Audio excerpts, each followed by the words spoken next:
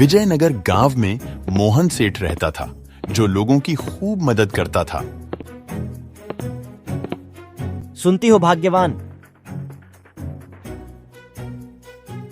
हमारे गांव में 2 तपस्वी साधु आए हैं। मैंने उन्हें कल भोजन के लिए हमारे घर आमंत्रित किया है। यह तो बहुत अच्छा किया आपने।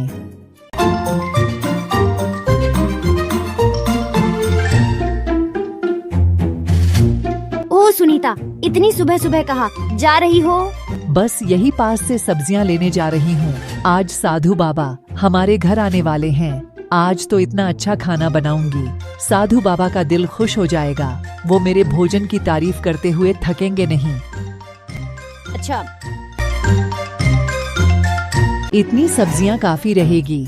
अब जल्दी से घर चली जाती हूँ, साधु बाबा आते होंगे। ओ भाग्यवान, इतनी देर कहाँ लगा दी? साधु बाबा कभी भी आते होंगे। साधु बाबा आ रहे हैं, इसीलिए ताजी ताजी सब्जियां लेकर आई हूँ। आप भी क्या मुझे बातें लगा रहे हैं? मुझे अभी घर का बहुत काम करना है।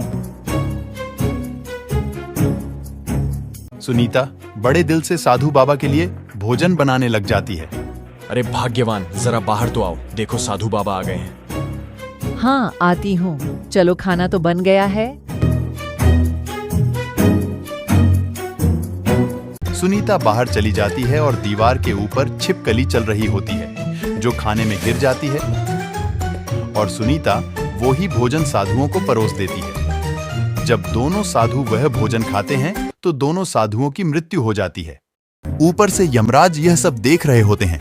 यमराज के लिए भी यह फैसला लेना मुश्किल हो गया कि इस पाप कर्म का फल किसके खाते में जाएगा। तुम्हें क्या लगता है चित्रगुप्त, कौन दोषी होगा? क्या सुनीता का पति, जिसको पता ही नहीं था कि खाना जहरीला हो गया है, उसने तो साधु बाबा को अच्छी भावना से घर पर बुलाया था? या फिर सुनीता, उस बेचारी ने तो बड़े दिल से भोजन बनाया था, जिसको पता ही नहीं था कि खाना बनाते समय वह जहरीला हो गया है? या फिर वो अबोध छिपकली, जो बहुत दिन से बीमार थी, जिसे कुछ पता ही नहीं? उसने तो खाने में गिरने से पहले ही अपने प्राण त्याग दिए थे। बहुत दिनों तक यह मामला यमराज की फाइल में अटका रहा। फिर कुछ दिनों बाद एक साधु सेठ से मिलने विजयनगर आया। बेटा, क्या तुम मुझे मोहन सेठ का घर बता सकती हो? बिल्कुल बाबा, लेकिन जरा ध्यान रखना, वह सेठ आप जैसे साधुओं को खाने में जहर देकर मार देता है। बस जैसे ही उस महिला ने ये शब्द कहे, उसी समय यमराज ने अपना फैसला ले लिया और चित्रगुप्त से कहा कि उन मृत साधुओं की मृत्यु के पाप का फल इस महिला के खाते में जाएगा और इसे उस पाप का फल भुगतना होगा। प्रभु, ऐसा क्यों, जबकि उन मृत साधुओं की हत्या में उस महिला की कोई भूमिका भी नहीं थी? देखो चित्रगुप्त, जब कोई व्यक्ति पाप करता है तब उसे बड़ा आनंद मिलता है, पर उन मृत साधुओं की हत्या से ना तो सेठ को आनंद मिला और ना ही सुनीता को, जिसने भोजन बनाया, पर उस पाप कर्म की घटना की बुराई करने के भाव से बखान कर उस महिला को जरूर आनंद मिला। इसलिए सेठ के उस अनजाने पाप कर्म का फल अब इस महिला के खाते में जाएगा।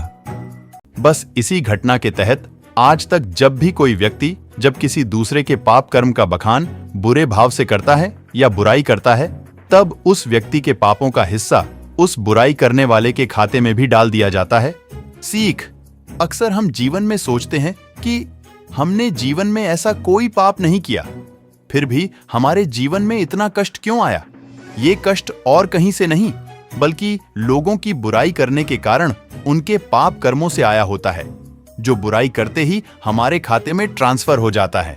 इसलिए आज से ही संकल्प कर ले कि किसी के भी और किसी भी पाप कर्म का बखान बुरे भाव से कभी नहीं करेंगे, यानी किसी की भी बुराई या चुगली कभी नहीं करनी है।